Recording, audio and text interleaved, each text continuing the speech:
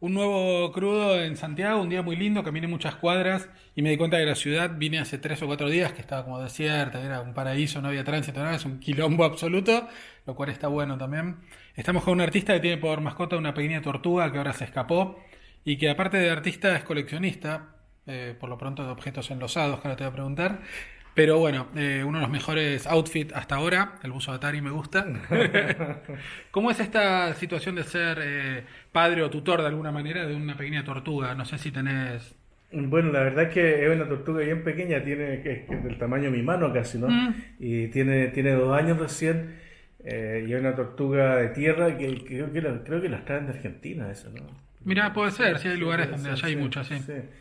Y la verdad es que, bueno, ha sido toda una experiencia porque tienen otro tiempo, ¿no? Tú no te puedes acercar rápido porque se esconden, o Claro. sea, hay como toda una relación distinta, ¿no? Es casi como Cento esto, ¿no? Como que te tienes que acercar de una manera muy pausada y también te vas dando cuenta que ese tiempo es importante considerarlo respecto a las cosas como uno se comporta hoy día, tan acelerado en todo el mundo, ¿no es cierto? La tortuga viene con un La ritmo tortuga viene en un ritmo analógico, claro. exactamente, Está bueno. claro. ¿No? ¿La tuviste de muy chiquitita y fue creciendo o ya te la No, sí, trajeron así? tiene 6 meses Ah, mira. y recién, o sea, acá digamos, Sí, sí.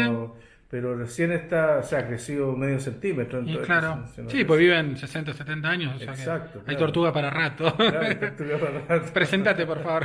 Bueno, mi nombre es Arturo Duclos, soy artista visual, vivo en Santiago de Chile. ¿Ah? Tengo una trayectoria bastante dilatada, ya tengo 60 años, como podrán entender, tengo casi 40 años de trayectoria. ¿Ah?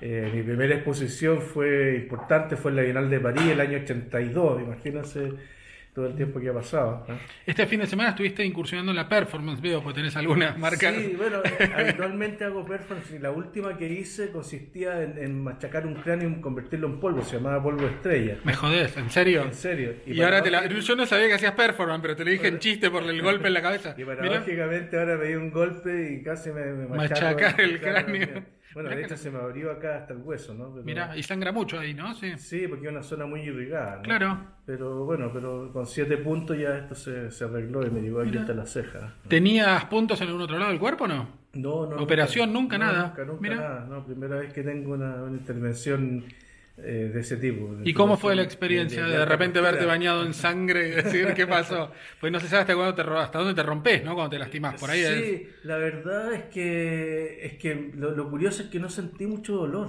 O sea, yo pensaba que una herida así de doler mucho, no me dolió casi nada, digamos. Mira, Y estaba en la playa, en un lugar bastante remoto, así que tuvimos que ir como 20, 30 minutos en auto hasta un centro asistencial. sangrando, sí, claro. Mira. Pero bueno, igual me iba parando con papeles y cosas así Claro. que me ponía, ¿no? Sí, si el tema tiene que ver más bien como que estábamos de vacaciones y se convirtió en algo Claro. inusitado y molesto, ¿no? Como esas películas norteamericanas donde está todo bien y están en un lugar Exacto, pasando claro. la barba y de repente viene Jason y te corta con el machete. Exacto, Bueno, lo de lo disruptivo. totalmente. Contame por qué esta cuestión de coleccionar objetos de enlosado, ¿no? Bueno, esto es algo que venimos haciendo hace mucho tiempo con mi mujer, ¿ah? Que primero empezamos a ver estos objetos antiguos como, yo lo veía como con cierta sospecha, lo veía como estas cosas viejas, como de un pasado, ¿no? Hasta que de repente empecé a encontrarme con todo un mundo, ¿no? Porque hoy día eliminamos todos los platos de porcelana, de cerámica, todas las Y cosas. tenés todo Y enlosado. tenemos todo enlosado, Mira. hasta las cosas que están en el baño, ¿ah? O sea, Mira. los vasos, todo. Como una todo- vuelta al principio del siglo anterior, ¿no? Exacto. Como, Y está que bueno. por un lado me gustó mucho porque a mí siempre me gustó comprar como para la casa cosas como que vinieran más de los mercados de pulgas, de antigüedades. Que tuvieran ¿no? una historia previa. Claro, los cubiertos, todas esas Si veo cosas. tenés la silla, el mueble aquel, claro. Claro. Como, Entonces esto como que cuadraba un poco. Ahora, hay muchos de estos que son nuevos, hay Claro. tienen distintos orígenes, que son Sí, sí. de Checoslovaquia, de China, de Holanda. Vas comprando cuando viajás. Exacto, Mira. de Brasil, de distintos lugares, porque finalmente en todo el mundo existen, ¿no? claro. Sí, es algo Y que además- une a todos. Es raro, pero Exacto. es así. Y lo bonito que tiene también es que en todos lados tiene una connotación como de pobreza, ¿no? Como que son los elementos donde come la gente más pobre, porque el plato o el tacho que tú andas Esto es menos cargando, frágil, es claro. menos frágil, no se quiebra, es más durable. Igual hay como una resignificación, porque por ejemplo en el barrio de Palermo, en Buenos Aires, Y que es acá como también, claro, en el lugar muchos chic, después restaurantes. se vende, claro, O la sea, cosa hace unos de años aquí enlosada. empezó a pasar eso, ¿no? O sea, actualmente tenemos una colección de más de 3.000 objetos de estos, desde fuentes, cosas Yo vi de algunos baño. acá, no sabía, dije coleccionista, como que No, no, no, realmente sí, hay tenés una mucho, cantidad hay mucho, enorme. está lleno por todos Mirá, lados de la mirá. casa. Si te fijas ahí encima, Claro, sí, sí. todos esos elementos son Sí, de allá en la mi cocina origen, arriba en hay la ollas cocina, también, se ve claro, exacto, mira. claro. ¿Ah? Está bueno. ¿Le colecciona algún otro tipo de objeto o no? Básicamente eso, antes, bueno, tenía esta obsesión por los crucifijos antiguos también. Vi también que había algunos allá en la Sí, entrada, sí. y ahora tengo muchos otros guardados, ¿no? Tengo muchos guardados porque después de que me cambié a este lugar que es más pequeño que donde vivía antes, ahí tenía el display más completo, ¿no? Pero la verdad es que, claro, me gusta también todos estos elementos simbólicos que tienen que ver con la religión, con la política. También tengo, no sé, colecciones de hojas y martillos, cosas así, ¿no? Entonces me interesa mucho porque finalmente forma parte también de todos los contenidos que yo trabajo dentro de mi obra, ¿no? Que Claro. tiene que ver con todos estos símbolos universales que de alguna manera convocan todas estas ideas mesiánicas y estas ideas redentoras, ¿no es cierto?, que van a cambiar el mundo, la religión, la política, la ciencia, el armamentismo, ¿no? Claro. O sea, siempre hay detrás de eso una idea mesiánica, no vamos a salvar a los iraquíes del yugo de Saddam Hussein. Claro, y de paso nos llevamos el petróleo, pues estábamos ahí y bueno, Bueno, es no que lo eso- saben usar ellos, entonces lo llevamos el problema nosotros. es que dentro de toda esta ideología hay un negocio. Claro. Siempre hay un negocio. Detrás de la iglesia hay un negocio, detrás de la política hay un Claro. negocio, detrás de la ciencia hay un negocio, detrás de la guerra hay un Sí, negocio. sí. Detrás del arte hay un negocio. Detrás del arte también, claro. Claro. Claro, pero yo creo que pero el arte no tiene un símbolo, en cambio lo otro sí lo tiene. Claro. ¿no? Y además también genera como una especie de congregación en torno como a estos símbolos, una adhesión en términos culturales, ¿no es cierto? La religión, la política y la misma ciencia, ¿no? Hoy día como que hay cultores de esto y se transforma como una especie de panacea cuando al final es la misma mierda en que nos movemos, donde nos hemos movido durante siglos, ¿no? Claro, Claro. ¿no? me gusta. ¿Para qué sirve el arte ya que estamos? Bueno, yo creo que el arte no sirve para mucho, ¿ah? La verdad. Yo siempre he pensado que el arte no sirve para nada. O sea, en términos reales no sirve para nada porque no es capaz de cambiar el mundo. Así como estos otros grandes movimientos. Por ejemplo, la religión ha sido capaz de cambiar el mundo. O sea, el Islam, el budismo, el cristianismo, ¿no? Han sido capaces de cambiar el mundo, cambiar las personas. El arte en ese sentido no lo cambia, pero sí los cambios que produce son en las formas de ser. Y que algo que es mucho más profundo que la religión, porque la religión es externa, ¿no? En cambio el arte yo creo que tiene esa capacidad que es como de efectivamente promover cierto tipo de emocionalidad que en otras áreas no se produce, ¿no? Porque en la religión, claro, está ese fanatismo y todo eso que es como algo público, ¿no? Como pasa como en la iglesia evangélica o todas estas iglesias que generan como estas especies de catarsis, ¿no? Claro. En cambio, en el arte es individual, pues un proceso individual. Cuando tú escuchas una canción, un tema que te gusta y te emociona, te produce esa emoción a ti. Y tú me la muestras a mí, puede que no me produzca Claro. la misma emoción, ¿no? Entonces, lo interesante es como el imperio de esa subjetividad, ¿no? Y en ese sentido, yo creo que es una de las grandes capacidades que tiene el arte, ¿no? De remover esa subjetividad y producir cambios dentro de esa subjetividad, aunque sean Y menores. por ahí sin pedirte a cambio como una religión que tenés que tener Exacto, un compromiso, una un adhesión, miedo, lo que claro, fuera, cosas, claro. ¿no? A Aquí cambio, aquí acá no hay es... nada. Aquí Claro. solamente hay emocionalidad, ¿no? Está Es bueno. como cuando vas a ver una buena película y termina, no sé, con una especie de conmoción, te fijas, porque algo te removió, ¿no? Y hay gente que tú ves que salen igual, ¿no?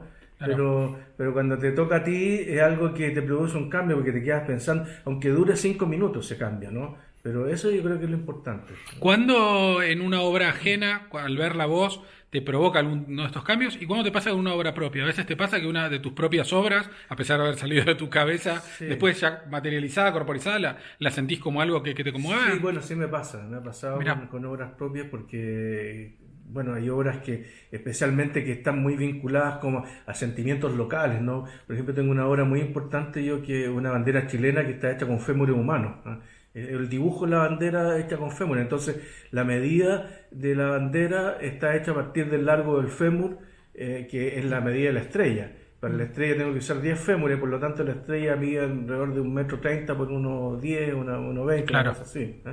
Y el total de la bandera 5 metros por 3,50 m. De hecho, esa bandera la mostré en la Recoleta. Ah, mira, en el Centro Cultural Recoleta. Centro Cultural Recoleta, una exposición que se hizo ahí el año 2005. una De cosa tela así. es la bandera. no es de tela, no, es de hueso humano. Ah, son todos fémures.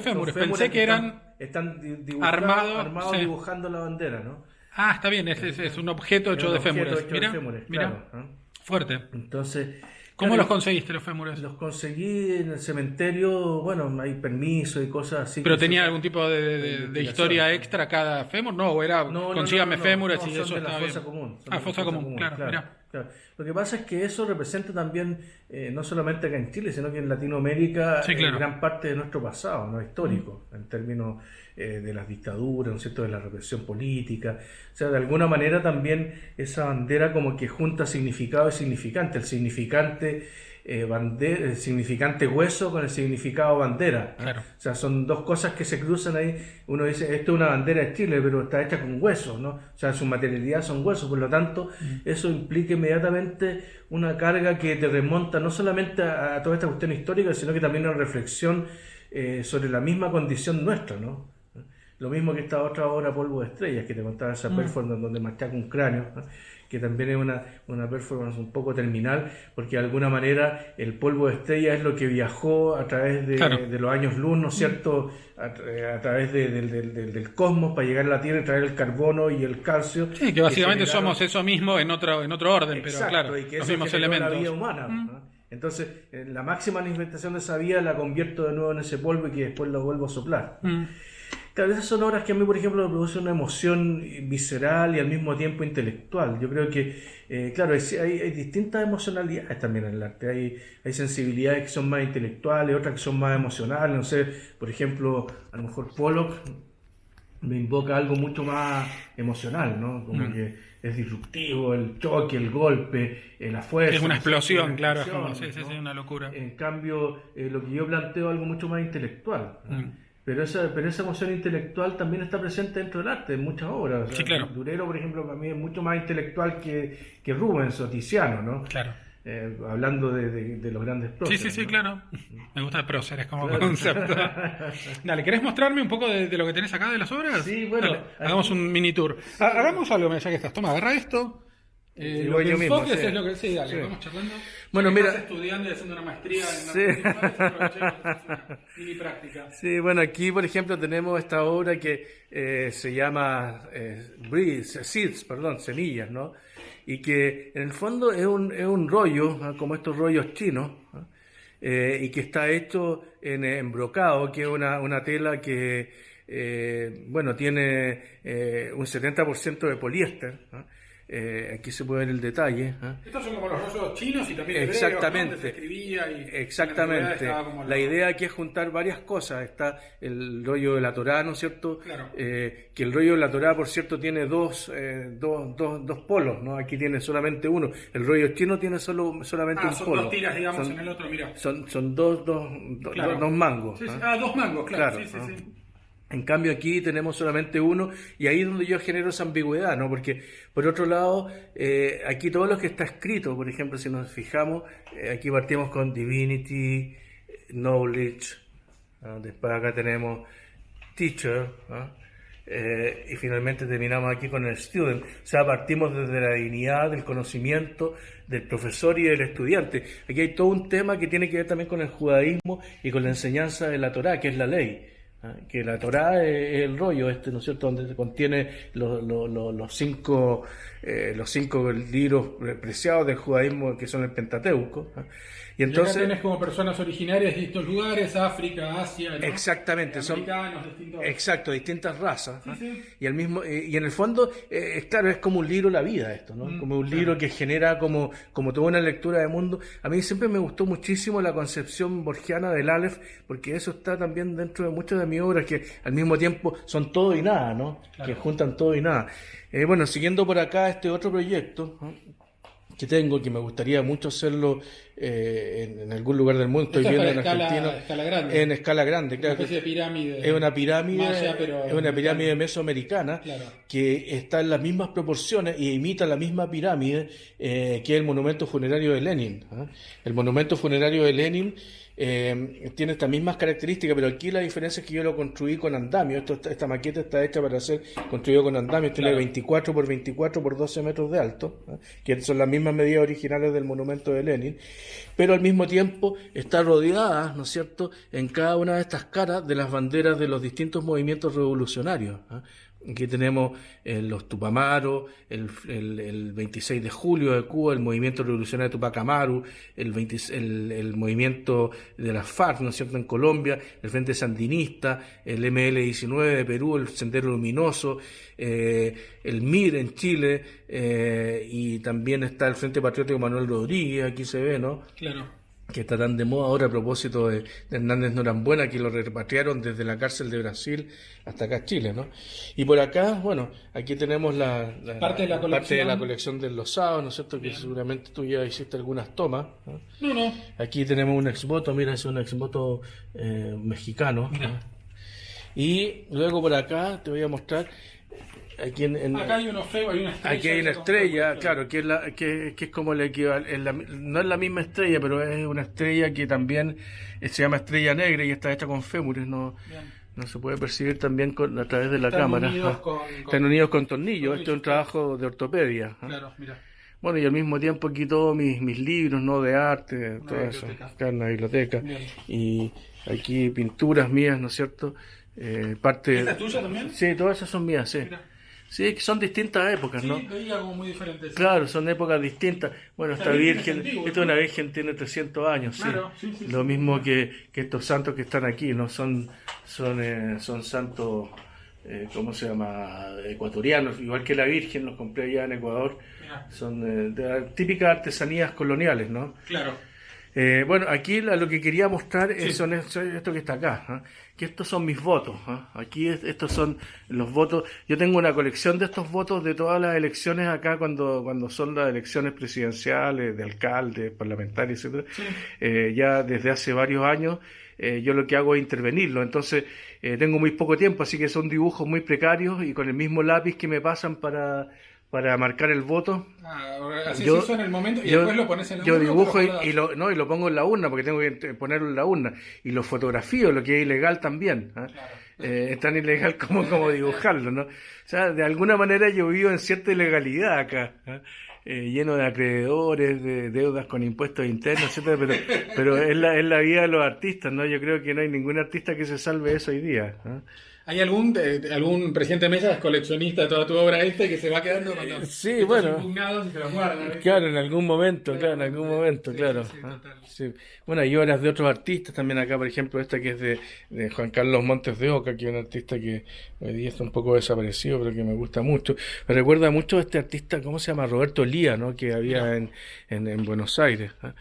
Y aquí, bueno, tenemos otros fragmentos de obras, ¿no? Esto que está acá, y toda esta colección también de elementos que son del andinos, ¿no? Del norte, claro. Y que son comunes en toda la cultura andina del norte de Argentina, el norte de Chile, sí, comparte, claro, Bolivia, Perú, ¿no es cierto?, que forma parte de toda esta cultura donde están estos bailes y estas fiestas religiosas. Aquí otra pintura mía de los brocados, ¿no? Mira, esta es de los morenos, estas son las máscaras de los morenos. Bueno, de alguna manera esto retrata como mi imaginario, ¿no? Que está vinculado a la cultura popular, está vinculado a la religión, ¿no es cierto? La música, ¿no? También soy DJ. ¿Sos DJ también? Sí. Mira, ahora para terminar después podés poner algo, porque a veces cuando charlo con alguien que hace música o eso, me gusta que siempre pregunto las últimas palabras al final, pero a veces cuando alguien tiene como una gracia extra, le digo, bueno, poné o cantá o hace algo, y por ahí en este caso podés poner una canción y estaría bueno. Claro.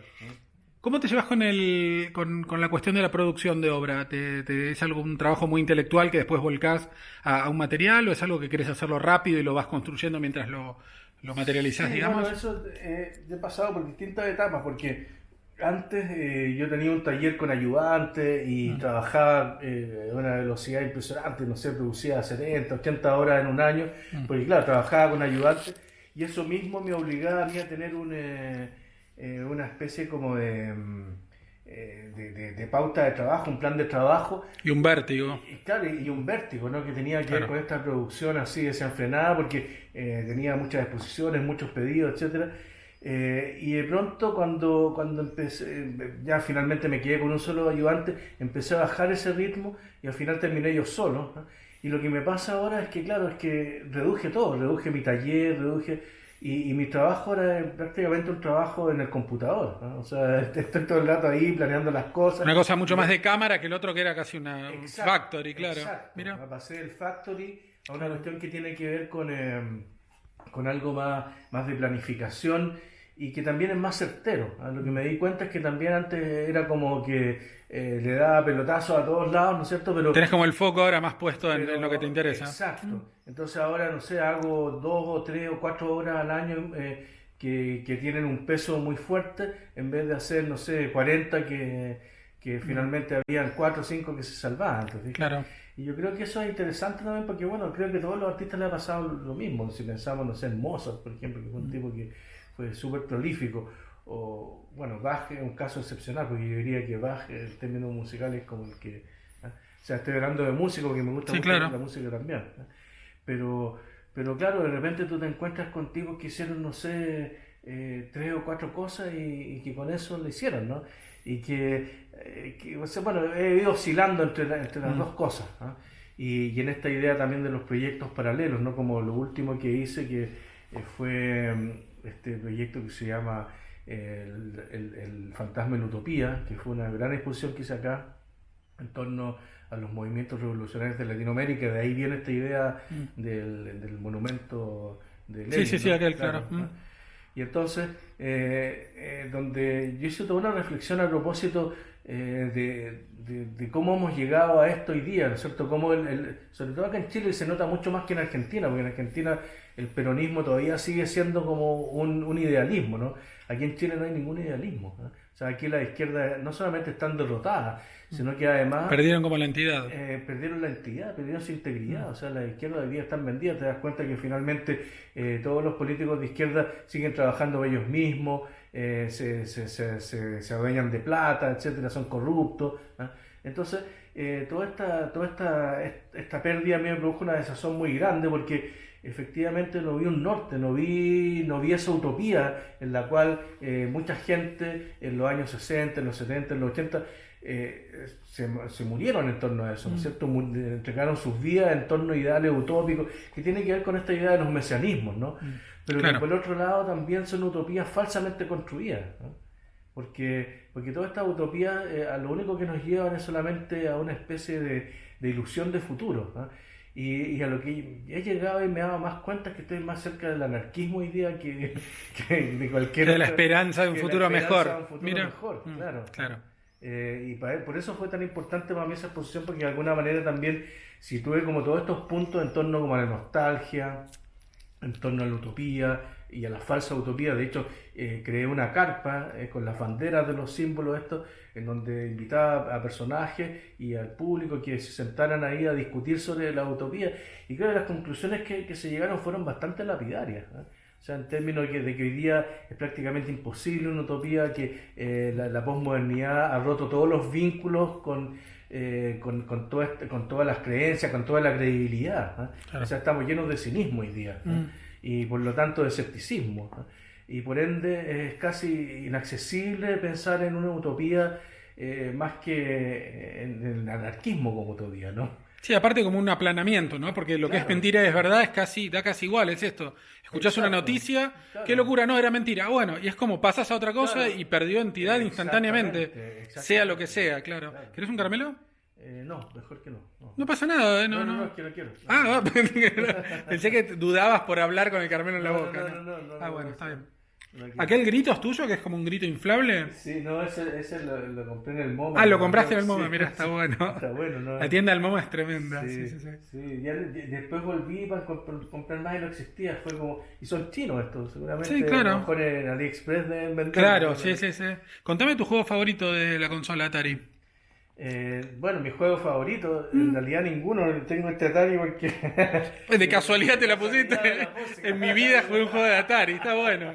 Parte de la anarquía es eso. O No, sea, y es parte también de esa falsa identidad, ¿no? Hoy día claro, estamos llenos de falsas identidades, claro. la gente se pone tatuajes, todo. El artista gamer que en realidad nunca en su vida jugó un Exacto, videojuego. claro, Está claro. bueno. ¿Cómo influye hoy el día a día para vos la situación política, social, cultural, lo que te rodea? ¿Cómo ves que se representa o no en tu obra, así como en forma explícita? Sí, bueno, la mayoría de estas obras que son más antiguas, las que están acá, hablan más bien como de este ostracismo donde vivía, ¿no? En un momento estaba como muy puesto como el artista en la torre de cristal, ¿no es cierto? Que no tocaba. Ah, eras una estrella así, entonces era como, wow, el artista ahí arriba y el mundo, los plebeyos abajo. Más que eso, es como que estaba situado en mi propio plano de idea. Ah, está bien, Por bueno. eso en ese sentido te decía que me interesaba mucho Borges, porque Borges también tenía eso. Borges era Claro. un tipo que lo único que le reprocho es haber sido de derecha nomás, pero el resto... Se construye un universo pero se fantástico. construyó un universo propio. Sí, Yo sí. estaba metido, subsumido en ese universo, vinculado con la cábala, con la interpretación de símbolos, etcétera. Bien. Y mi vinculación con el mundo tenía que ver con esta interpretación a nivel más político que te decía yo a propósito de los mesianismos y las grandes ideologías de lo que hablábamos al principio. Sí, sí. Entonces yo todo lo miraba con esa óptica, hasta que en un momento, claro, hice como esta otra bajada, ¿no?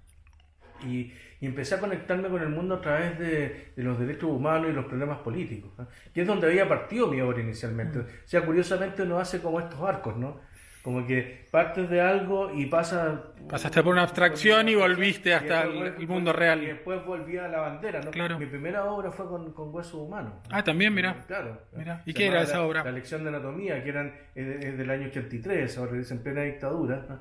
Y que era una toalla blanca que encima tenía diseminado un grupo de 130 huesos humanos de distintas partes del cuerpo, y varios cráneos, fémures, etc. Y estaban todos pintados ¿no? Con símbolos políticos, religiosos. ¿Eso lo mostraste acá en ese momento? Sí, lo mostré acá Mira. en plena dictadura. Y claro, y lo que yo me di cuenta es que había elaborado todo un discurso respecto de la obra a propósito de la lección de anatomía de Rembrandt, ¿no? Claro. Y el tema de la pintura. Entonces lo que yo hacía era encarnar estos huesos, al pintarlos les ponía carne, ¿no? Claro. Entonces ese era mi discurso como en términos de salvación. Revivir un poco, claro, a la persona que ya había muerto de Claro, alguna manera. pero por otro lado también era un discurso, esa era la metáfora, ¿no es cierto? Pero era mi discurso en caso de que viniera lo de la inteligencia y me hubieran pillado, ¿no? Y yo decía, no, pues yo estaba haciendo una cita a la pintura de Rembrandt, ¿no? Claro. ¿Me entiendes? Por eso utilicé esos recursos. Entonces, bueno, a partir de ahí es ese arco, hasta que, claro, pasé por toda esta otra etapa como de aislamiento, por así decirlo, y ensimismamiento. De hecho, trabajé muchísimo en ese tiempo en Nueva York. Trabajaba en la misma galería de Cuitca con Aníbal Osei en los años 90. Y entonces, y claro, y me di cuenta claro, que tenía que volver a esta realidad. Y cuando se publicó el año 95 aquí el informe RETIC, que fue el informe de los detenidos desaparecidos y de la Comisión de Derechos Humanos, ahí fue cuando hice la bandera de Un equivalente al Nunca Más que se hizo en Argentina. Exacto, claro. Y ahí fue cuando hice yo la bandera de fémures, ¿no? En el fondo esa bandera de alguna manera venía a abrir un ciclo, más que cerrarlo, porque en el fondo en esa bandera lo que yo puse a la vista fue precisamente la impunidad, ¿no? La impunidad Claro. de mucha gente que dejó esta bandera famélica, ¿no? Dejó una bandera en los huesos, dejó efectivamente el símbolo máximo de representación de un país en los huesos, ¿no? Claro. ¿Ah? ¿Qué recordás de tu experiencia durante la dictadura, trabajando como artista? ¿Qué podías mostrar? ¿Qué podías de lo que pensabas? ¿Qué podías realmente, sin que te maten y te tiren al mar o así, mostrar públicamente? ¿Cómo era esa situación de tensión mental y de hacer, no? Bueno, yo creo que hubo mucha paranoia y mucha tensión, pero más que nada porque efectivamente, claro, los artistas contestatarios fueron los que tuvieron la primera, el primer golpe, claro, digamos, claro. ¿no? Porque finalmente, claro, lo que es más evidente es lo que se castiga. Entonces, ¿qué es lo que ocurrió? Que yo me vinculé con un grupo de artistas que en ese momento se llamó la Escena Avanzada, y yo siendo estudiante todavía, ¿no es cierto? Y nuestro grupo de escuela que conformamos, ¿no? Nos dedicamos a pensar, claro, cómo hacer obras que fueran contestatarias, que fueran anti-institución, anti-dictadura, pero que en el fondo se entendiera dentro de un círculo y no se entendiera, estaba hecha como para un círculo de artistas, no estaba hecha como para que la entendieran los demás. Que superara intelectualmente a los tipos que te podían venir a pegar un tiro y no la entendieran, entonces por eso no te pegaban el tiro. Exactamente. Entonces, una cosa críptica. Bueno, volviendo a esto críptico también, ¿no? de las escrituras y de la religión. Esa fue nuestra estrategia. Y eso fue algo que ha recorrido mi obra durante toda la vida, ¿no? Como todo ese cripticismo, que es todo lo contrario de hoy, que hoy día estamos entre lo evidente, lo obvio, o sea, vemos a Jeff Koons, a David Hirst, es todo obvio, ¿no? La vaca cortada, el perro de globo, claro. ¿no? Etcétera. O sea, estamos ante una visión en donde no hay ocultamiento de nada, la sociedad de la transparencia, como diría Jung Chul Han. Claro. Está en una sociedad absolutamente transparente en donde los mensajes son absolutamente certeros, visibles, como en la publicidad. Y en cambio nosotros estábamos en ese momento en todo lo contrario, o sea, en el cripticismo, en todo lo que se podía esconder a través de metáforas, a través de elipsis, a través de distintas figuras literarias, ¿no es cierto?, en donde uno podía esconder los significados. Y afortunadamente eso fue nuestra principal fortaleza, ¿no? Y lo que nos salvó de muchas cosas, porque efectivamente en algún momento, yo me acuerdo que trabajábamos con un grupo de amigos en una agencia de publicidad, y en esa agencia diseñábamos un periódico que se llamaba La Separata, y que era un periódico de artistas, ¿no? En donde se hacían publicaciones, y además estábamos muy metidos con la semiología, con todo el neoestructuralismo, etcétera. Y por lo tanto había mucha convocatoria ahí de escritores, de filósofos. Esta parte bien teórica de la palabra y del decir, claro, ¿no? Y en un momento hicimos una exposición en donde mostramos estas publicaciones, y en la tarjeta que hicimos, en el tarjetón de invitación, citamos a Nicanor Parra y pusimos: el quebrantahuesos documenta su futuro, ¿no? Que era una cita de Nicanor Parra, ¿no? Y resulta que a los 3 días llegaron los de inteligencia, la CNI de acá, ¿no? Llegaron a preguntar qué significaba eso, porque, o sea, ellos se fueron a lo obvio, ¿no? Claro. Era lo obvio, que era como buscar, digamos, este mensaje críptico, como que fuera algo como que lo superara en inteligencia, y al final la cuestión tenía una explicación muy lógica, porque venía un libro de principios de los años 60 donde Nicanor Parra había escrito eso. ¿Y ese libro a la dictadura le parecía un libro aceptable o era un libro que les parecía una locura? De hecho un libro que se recopiló y se publicó durante la misma dictadura. Ah, mira. A través del Departamento de Estudios Humanísticos de la Universidad de Chile. Entonces, en el fondo, me di cuenta que era súper fácil zafar si yo tenía un buen discurso. Ahora, estos tipos no nos creyeron, siguieron durante 3 meses, tenían vigilancia, etcétera, ¿ah? Pero nunca pasó nada, porque la verdad es que tampoco estábamos encubriendo ninguna actividad ilícita. Ellos lo que buscaban eran terroristas con armas. Claro. Nosotros no teníamos armas ni estábamos haciendo terrorismo. O sea, el único terrorismo que hacíamos era terrorismo cultural, digamos. Pero la persecución, pues no lo sé, pregunto, ¿la persecución como a la gente que decía este terrorismo intelectual acá en Chile fue también fuerte? ¿O buscaban gente que podía contestarle los tiros, ellos tiraban con otros tiros? No, buscaban gente que más guerrilla armada y no tanto lo intelectual, claro, del porqué. Claro, porque lo intelectual ellos ya se supone que habían eliminado todo, como que pasó en Argentina cuando querían quemar todos los libros, ¿no es cierto? Aquí también pasó lo mismo, o sea, quemaron los libros de marxismo, de esto, de lo otro. Claro. Entonces pensaron que así se eliminaban todas las cosas. Entonces, como nosotros no teníamos libros de marxismo, ni de comunismo, ni de leninismo, ni de ninguna cosa así, ni de Gramsci, ni de nada, entonces no teníamos ninguna sospecha. O sea, eran inocentes absolutamente. Los tenían todos dentro de la cabeza, los libros, claro, ese es el problema, claro. Claro, no los veían ellos. No los veían, ¿te fijas? Siempre me interesa preguntar los superpoderes de la gente con la que charlo. No sé si tenés alguno que quieras contar. Los superpoderes. ¿Algún superpoder tuyo sí que quieras contarnos? No, fíjate que no tengo ninguno. ¿Estás seguro? No, seguro no. ¿Qué superpoder podría tener? Yo no sé. Claro, los únicos superpoderes que no tienen son los de la mente, nomás, como de mentalizar cosas, ¿no? Como esos son los superpoderes que yo creo que los tenemos todas las personas, ¿no?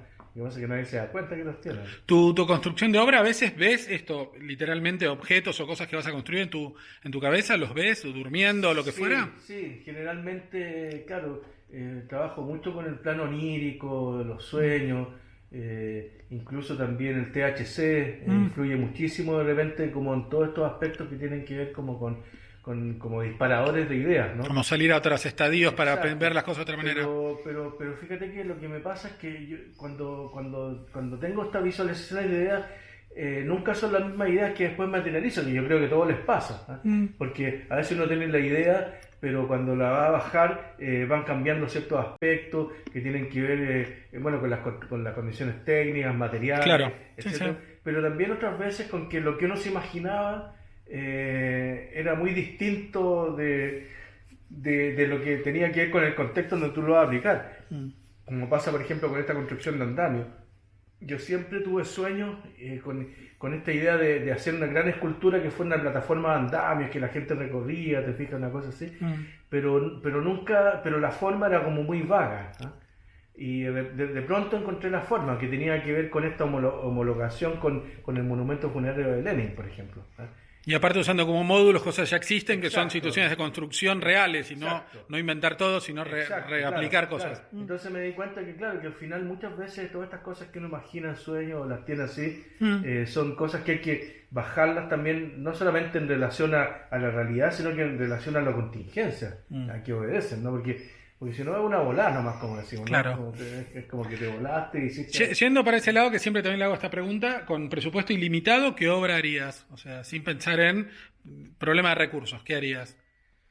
Bueno, de partida haría esa obra que cuesta como $100,000 producir. Pero $100,000 no es tanto. No es tanto, te dice con más recursos. Sí, pensando en lo que... Bueno, me dedicaría a hacer cine, me dedicaría a hacer documentales, no una obra específica ahora, pero sí me dedicaría a eso. Tengo un proyecto de hacer un documental a nivel latinoamericano que viene desde México hasta la Tierra del Fuego, ¿no? ¿Y con qué núcleo eso? Con esta idea de las utopías, ¿no? De recoger estos pensamientos sobre la utopía y ver cómo podría resurgir de alguna manera una idea a partir de Latinoamérica, ¿eh?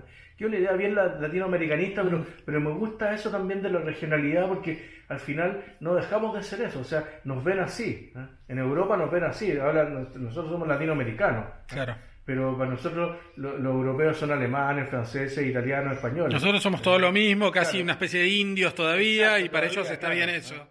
Claro. Entonces me interesa reivindicar eso más que por los discursos latinoamericanistas, es precisamente para entender también que así como la imagen de América, sobre todo en el siglo XX, fue una imagen muy preponderante dentro de la historia del siglo XX, ¿no? O sea, si pensamos por las guerras, por la influencia que ha tenido.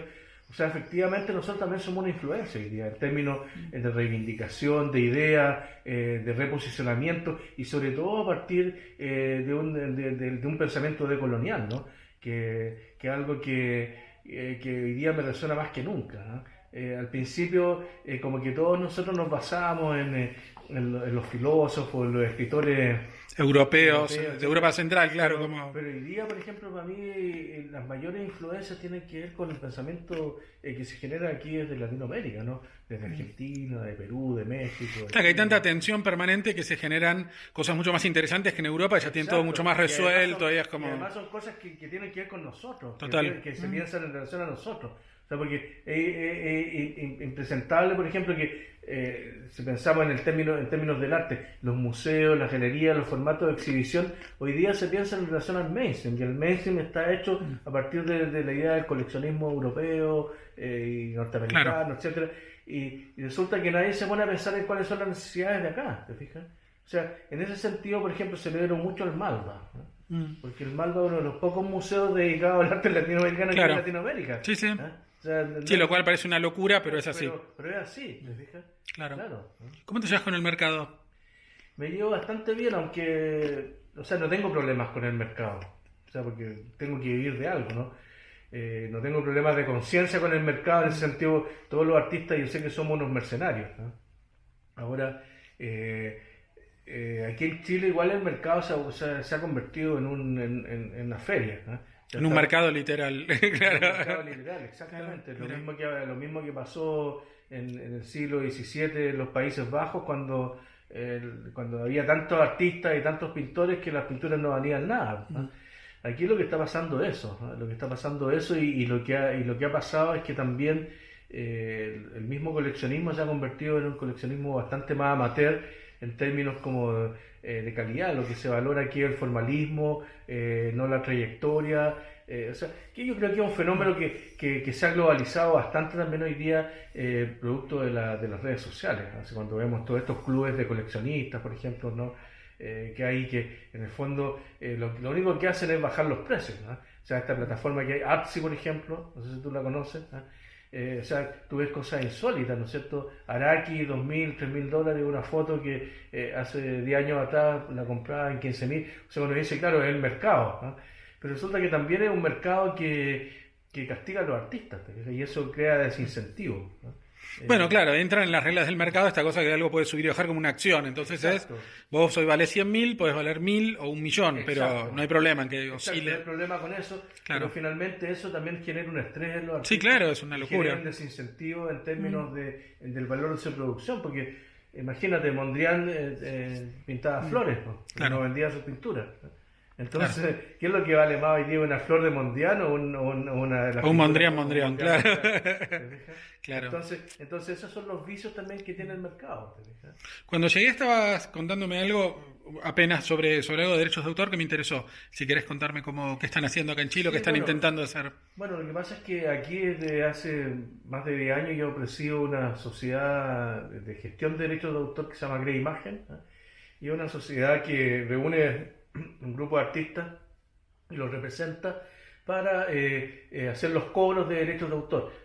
Ahora, esto durante todo este periodo que he estado se ha ido dificultando con el tiempo porque primero tenemos una ley que es bastante obsoleta, es una ley de los años 70 que no considera, por ejemplo, hoy día todos los temas de internet. Toda la reproducción digital que no existía prácticamente, exacto, claro.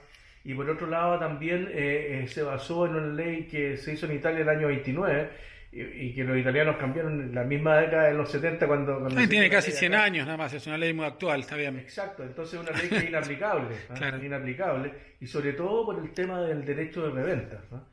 Y que es lo mismo con lo cual están luchando en Argentina, y que, por ejemplo, en Uruguay es uno de los pocos países latinoamericanos que lo tiene dentro de su legislación. En Inglaterra ya está, ¿no? ¿Cómo funciona? Que cuando vos revendés obra, tenés que pagarle un porcentaje al artista del sobreprecio de eso, claro. Ni siquiera sobreprecio, sino que una participación en la reventa, porque puede ser que la obra se venda al mismo precio o menor. Pensé que era solo si aumentaban los valores. Esa era la ley antigua. Mira. Lo que pasa es que para eso tienes que tener elementos probatorios. Claro. O sea, tú tienes que comprobar que quién tiene un certificado de que tú compraste esa claro. obra. Está bueno. Entonces ahora es un porcentaje del precio de venta, no importa si es mayor o menor. Claro, y se pone un mínimo que son alrededor de 5 UTM, que son como $250, una cosa así, o 300 euros. ¿no? Claro. Entonces que un pie mínimo, digamos, a partir del cual se puede... Y por los derechos de autor, acá, ¿qué es lo que están haciendo? Cuando alguien reproduce una imagen de alguna obra de alguno de los artistas que ustedes tienen en la sociedad, tiene que pagar un royalty por eso. Exactamente, pero ¿qué es lo que pasa? Que resulta que la ley es como es tan antigua, ¿no? Esto prácticamente nosotros tenemos que empezar a forzar. Primero mandamos notificaciones a los infractores cuando no han pagado sus royalties, porque igual hay empresas que son responsables y lo hacen, pero son, yo te diría, 2 o 3, ¿eh? Pero todos los medios periodísticos, por ejemplo, acá no lo respetan, los medios de televisión tampoco. Tú ves que, por ejemplo, en las teleseries, en muchos lugares ponen obras de artistas o sea, tienes que meter un juicio, esa cuestión cuesta mucha plata, claro. etcétera. Entonces, el tema es que que la ley que tenemos hoy día es inaplicable si pensamos en relación a la celeridad que requieren las acciones, claro. y lo correspondiente a eso, ¿no? Entonces lo que empezamos a proponer desde hace 4 años fue una modificación de esta ley para cambiarlo a que el precio de la reventa de la obra sea sin este valor superior, sino que sea inmediatamente con cualquier valor sobre un mínimo, que sea inmediato el tema de las reproducciones que se paguen, digamos, sin mediar un juicio. La reproducción ahora, ¿cómo funciona? Suponete, vos estás haciendo una película chilena y en el fondo hay una obra tuya en la película. ¿Y qué pasa? ¿Cuánto es lo que tiene que... Digo como ejemplo abstracto, pero ¿cuánto se paga por reproducir en algún material audiovisual una obra de un artista de Chile? Depende de la carrera del artista, ¿es un fijo, es por tamaño? Sí, ¿cómo se calcula? Sí, eso se negocia, se negocia proporcionalmente a todos estos datos, porque lo que sí hay tarifas fijas, por ejemplo, en torno a las imágenes impresas. Claro. Por ejemplo, una página es tanto, media página es tanto, exacto. claro. pero en relación, por ejemplo, a la publicidad o a los medios audiovisuales es negociable directamente porque tú no sabes, te fijas, de repente tú dices, claro, si eso para 1000 ejemplares media página es tanto, si son sobre 10.000 es tanto, Sí, etcétera. es una publicación mundial, es otra cosa, Exacto, claro, cambia claro. todo. Mira, Entonces aquí en este caso en el cine tú no lo puedes medir porque tú no sabes qué claro, audiencia qué alcance va a tener, claro. Claro, entonces, por ejemplo, en el caso de que tú estás citando una ficha que yo hice con un grupo de rock en los años 80, se usó en una película como referencia y claro, y por eso me pagaron en ese momento, no sé, $500, $400, una cosa así. Pero claro, pero un documental, te fijas, si a lo mejor si hubiera sido una película de De Hollywood, Hollywood, claro. habría sido otro valor. Claro. Entonces, todo eso varía de acuerdo a, o claro, si un pisco, por ejemplo, que quiere usar mi imagen y que va a poner la etiqueta de la botella, cambia totalmente. Sí, ya ahí ya es una situación comercial entre el artista Exacto, claro. y dar la obra como parte de algo. Exacto. Está bien. Entonces, ¿Hacia dónde te parece que va tu obra en el futuro? ¿Qué te interesaría que sucediera conceptualmente con tu obra? Mira, yo como te decía, hoy día estoy más enfocado hacia los recursos audiovisuales, ¿no? Video de instalación, que es lo último que he estado haciendo, por eso me metí en este tema más del documental y el cine, ¿no? Porque me interesa mucho el mundo en movimiento, o sea, el mundo ha cambiado también y para mí también mi obra ha ido cambiando, ¿no? Ahora, yo creo que desde ahí voy a poder retroalimentar también el trabajo anterior, ¿no? Y por otro lado, el tema de la performance, que me interesa cada vez más también como género a desarrollar, ¿no? No este tipo de performance, por supuesto. Igual están buenas, qué sé yo, con un límite, ¿viste? Contame qué te parece interesante hoy del arte contemporáneo chileno. ¿Qué te parece que es lo que en el futuro va a ser recordado como signo de esta época y que va a perdurar? Bueno, creo que hay muchas obras, hay una proliferación hoy día de obras muy variadas dentro del arte joven, ¿no? Y yo te diría que, no sé, pues hay artistas muy interesantes, muy importantes que pasan desapercibidos, ¿no? Y que en el futuro van a tener una proyección, como si quieres nombre, por ejemplo, Sebastián Pris, creo que es un artista de muy buen nivel, Claudio Correa, bueno, Iván Navarro, que ya es un artista más reconocido, vive en Nueva York y tiene como su estudio y todas sus cosas. Ayer estuve en la colección Casa y justo tiene una obra de él, uno de estos Sí, espejos infinitos. claro, Está bueno. O sea, estoy hablando de las nuevas generaciones. Sí, claro. Y creo que por ahí va un poco la mano, ¿no? Ahora también pienso, y mucha gente me critica por eso porque fustigo muchísimo a los artistas jóvenes, ¿no? Que claro, que hoy día también hay un endiosamiento del mercado y un evolucionamiento con eso, entonces hay una falta de libertad absoluta, ¿no? O sea, tú ves hoy día que todos son réplicas como de obras de libros, ¿no? O sea, la globalización ha creado un efecto bastante devastador aquí en Chile y yo diría en toda Latinoamérica también, en términos como de todo este imaginario que se creó del arte contemporáneo que todos replican, ¿eh? Y que los coleccionistas quieren, ¿eh? Porque al final, ¿qué es lo que quiere un coleccionista acá? Es como comprar el símil de tal artista del mainstream, pero hecho acá. Claro, una Anish Kapoor que en vez de $500.000 vale 10.000 porque lo hicieron Claro, acá y... exacto. Sí, conceptualmente eso, claro. Exacto. ¿Cómo se hace en medio de tanta proliferación de arte y de artistas para decidir qué cosas valen la pena y qué cosas están bien O sea, cuando yo creo- muchas otras no lo están por ahí? Yo creo que para mí lo más importante sería apuntar a lo local, ¿no? Y es volver como a esa especie de ensimismamiento del cual yo hablaba, de que me había ocurrido Sí, algunos sí. años, pero que tiene que ver también con la reinterpretación de lo local. O sea, yo creo que lo local todavía sigue siendo singular, ¿no? Y no solamente singular por exótico, sino que porque finalmente es lo único que no tiene réplicas en otros lugares. Sí, sí, es lo auténtico y que, claro, Exacto. sucede en el lugar. Y que yo sé que es un lugar común lo que estoy diciendo, pero creo que es lo único que nos puede salvar de alguna manera de caer en toda esta estupidez en donde está cayendo el mercado y donde nos está llevando el mercado, ¿no? Que tiene que ver con esta réplica de la globalización. Tus últimas palabras me gustaría que sean alguna canción que elijas de algún disco que tengas Sí, acá. por supuesto, vamos Lo que a vos poner- quieras. Hacé tu modo DJ y poné lo que quieras. Vamos a poner algo. Antes de que suene la música, en una especie de línea de tiempo así paralela a esta, donde sos lo que sos, ¿qué otra cosa serías? Digo, tu otro yo que está haciendo en este momento otra cosa, ¿qué hace? No sé, igual sería artista, no sé, tal vez. ¿También artista? Sí, tal vez músico. Mirá. O, no sé, pero no podría ser otra cosa. Es como algo que me. O sea, lo único que me. Lo único que me llena a mí en realidad, no me imagino, o sea, creo que algo duro, es sacrificado, no es recomendable para toda la gente. No lo hagan en su casa. Ya, no lo hagan en su casa, por favor. ¿Lo que elegiste qué es y por qué? como últimas palabras. Esto de Soft Cell. ¿Ah?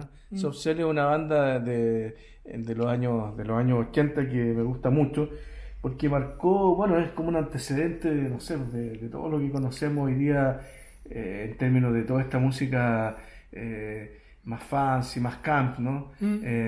Y que marcó, influenció yo creo que muchísimas bandas, ¿no? Y una banda bien olvidada, ¿no? Este se llama Tainted Love, se llama este tema que voy a poner.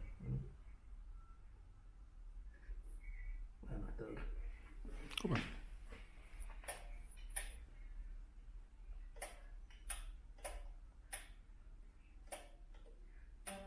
Ahí estaba.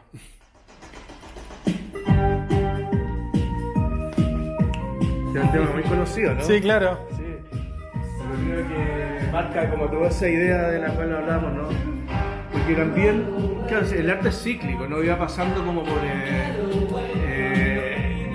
por distintas temáticas. Si pensamos nosotros en los años 80, el gran tema era el SIDA. Claro. Hoy día ya no lo es, ¿no?